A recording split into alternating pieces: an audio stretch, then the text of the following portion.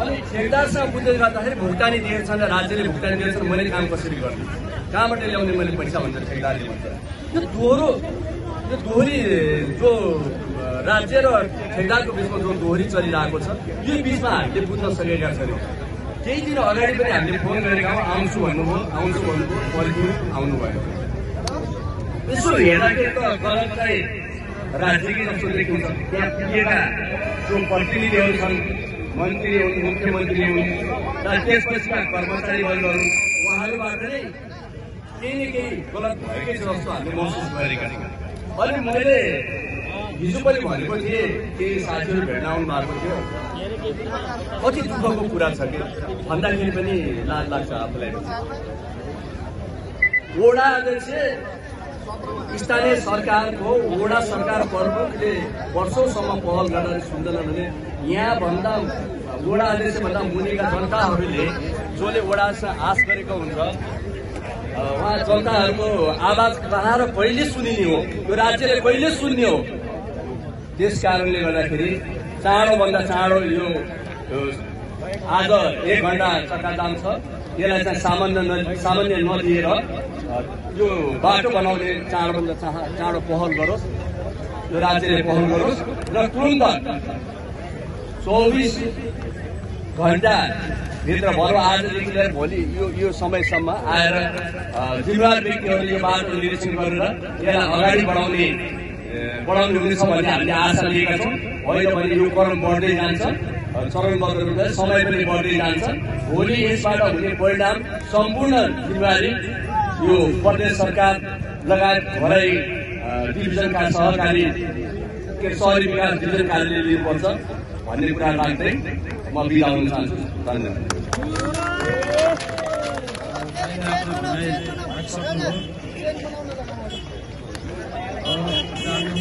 सङ्घर्षमा सहभागी भएर यस सङ्घर्षलाई बुलन्द आवाज दिन सहयोग गर्नुभएकोमा धेरै धेरै धन्यवाद व्यक्त गर्न चाहन्छु। सबैजना यो मासमा हामीले अडियोको मासमा सबैजना आएर हामीलाई समर्थन गरिदिनु हुन हार्दिक अनुरोध गर्न चाहन्छु। म यस तुलसीपुर महानगरपालिका वार्ड नम्बर 5 निवासी दिपकराज तर्फबाट यस सङ्घर्ष समितिलाई हरदम आफ्नो तन मन धन सबै कुराहरू लगाएर दिनुहुन्छ भनेर आशा छ। सबैले यतातिर आएर हामीलाई साथ दिनुहोला। हेलो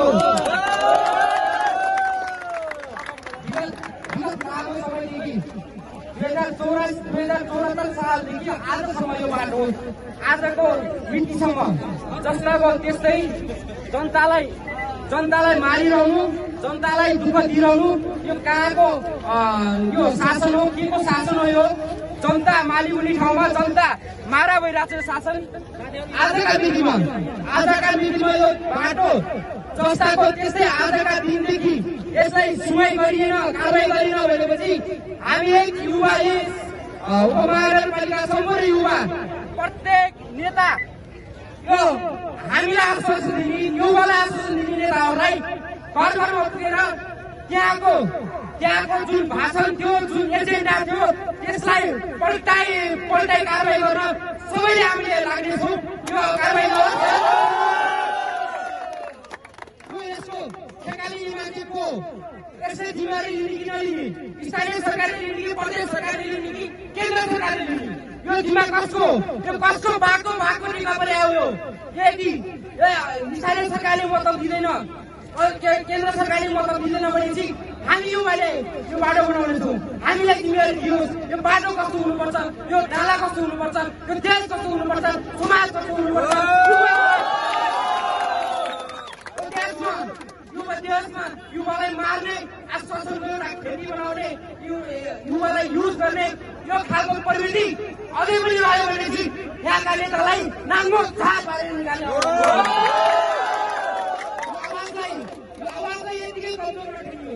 आवाजलाई यतिकै कमजोर नठानियोस्। यदि स्थानीय भनेपछि हामी जुन चुनावसँग निस्किन तयार छौँ, चाहे त्यो साम दाम कर्तव्यको कुनै कुरामा छुट्न तयार छौँ। यो बाटो यो रानीजोरदेखि रानीजोर राजौरी बाटो, यो बाटो अवगत गरेको छ। यो बाटो यो बाटोबाट एकदम जरुरी छ। यदि यो भएन भनेपछि यहाँ जे पनि हुन सक्छ, युवाले जे पनि गर्न सक्छ।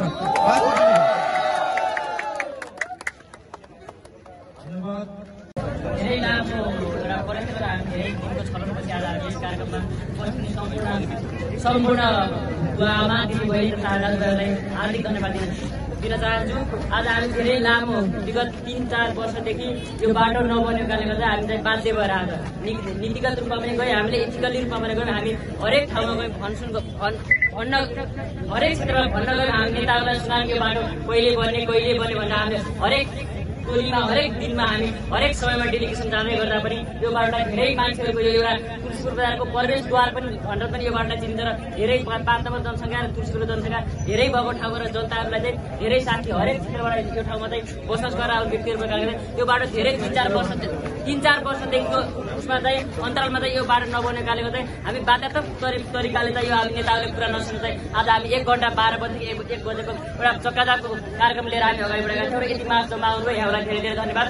पटक हामीले भन्दाखेरि पनि यो आवाज आज 1 घण्टाको जाम हो। सामान्य 12 बजेदेखि 1 बजेसम्म आज 1 घण्टाको जाम मात्रै गरेर यिनीहरूले के गर्न सक्छन् र के परिवर्तन ल्याउन सक्छन् भने यो कुरालाई नजरअन्दाज र यस कुरालाई दुर्सान गर्ने आदरणीय नेताहरूले आएर प्रतिनिधि सभा सदस्य हुन् या यहाँका प्रदेश सांसद हुन्, यहाँका जनप्रतिनिधि हुन्, यो कुरालाई व्यवस्था गरेपछि आज 12 बजेदेखि 1 घण्टाको चक्काजामलाई यति हतसाहित रूपमा हामीलाई लिएको खण्डमा चाहिँ हामी केही दिनमा चाहिँ दाङ जिल्ला बन्धुको आह्वान गरेर चाहिँ हामीले चाहिँ यो आन्दोलनलाई सशक्त रूपमा अगाडि बढाउन चाहिँ यहाँलाई प्रतिबद्धता दिन चाहन्छौँ र हामीले पटक भनिरहेका छौँ कि यो बाटो बन्नुपर्छ भन्ने हिसाबमा। तर पनि यो कुरालाई धेरै व्यक्तिहरूबाट धेरै नेताहरूबाट चाहिँ यहाँबाट मुख्यमन्त्री पनि यहीबाट धेरै पार्टीका प्रदेशमा पनि मन्त्री बन्ने कारणले गर्दा यो बाटो नबनेको अब पनि पटक यो आश्वासन मात्र होइन कि हामीलाई काम गरेर देखाउँछ।